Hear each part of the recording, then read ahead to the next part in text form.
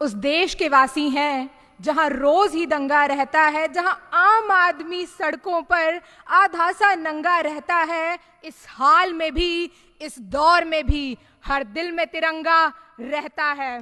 मंच पर सभी गणमान्य व्यक्तियों को मेरा नमन। आज मैं अमनप्रीत राज्य पंजाब का नेतृत्व करते हुए आप सभी के समक्ष विषय देशभक्ति एवं राष्ट्र निर्माण पर अपने विचार प्रस्तुत करने जा रही हूं। महोदय, विषय पर चर्चा करने से पहले यह जान लेना आवश्यक है कि देशभक्ति और राष्ट्र निर्माण आखिर है क्या।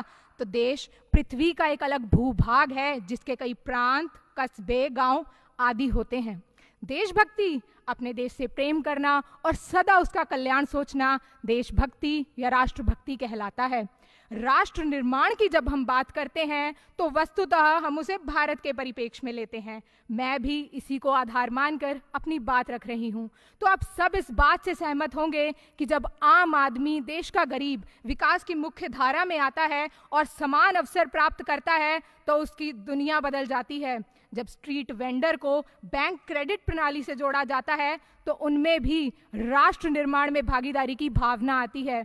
जब दिव्यांगों को ध्यान में रखते हुए सार्वजनिक स्थान, सार्वजनिक परिवहन और अन्य सुविधाओं का निर्माण होता है, आजादी के 70 वर्षों बाद जब उन्हें सांकेतिक भाषा मिलती है तो वह आत्मविश्वास महसूस करते हैं। जब ट्रांसजेंडरों को कानूनी सुरक्षा व पद्म पुरस्कारों से सम्मानित किया जाता है तो समाज और संविधान दोनों में उनका विश्वास मजबूत होता है।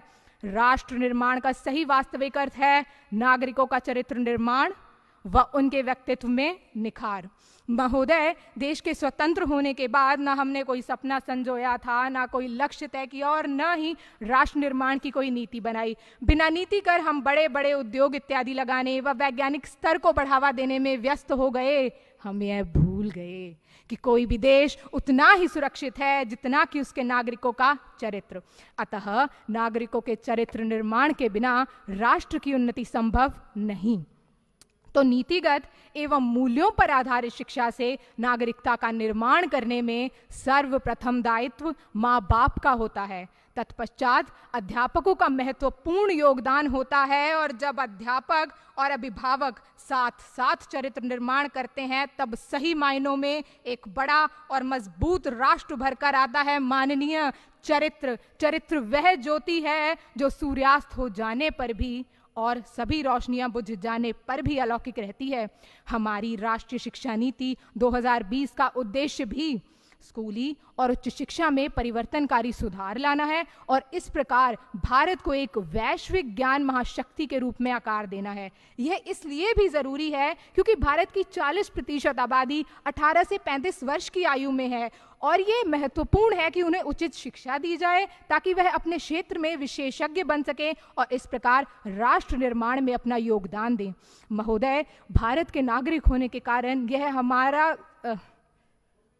हमारा कर्तव्य है कि हम भारत की विरासत और संस्कृति के प्रति जागरूक हों। इसीलिए युवाओं को राष्ट्रीय एकता को बढ़ावा देने में भाग लेना चाहिए। हमारे तो शास्त्रों में भी कहा गया है, एकयम बलम समाजस्य तत् अभावे से दुर्बलः तस्मात् एकयम प्रशसन्ति दृढ़म राष्ट्र हितैषिणः।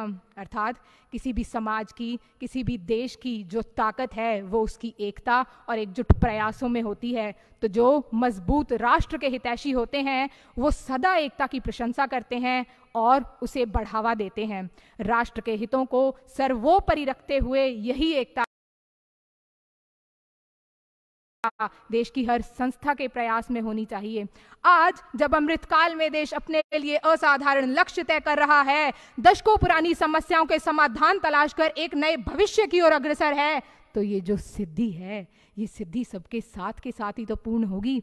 हम सबको मिलकर लक्ष्य तक पहुंचना होगा। जेम्स ब्राइस के शब्दों में, देशभक्ति केवल झंडा लहराने में नहीं बल्कि इस प्रयास में है कि देश सही भी हो और मजबूत भी। धन्यवाद।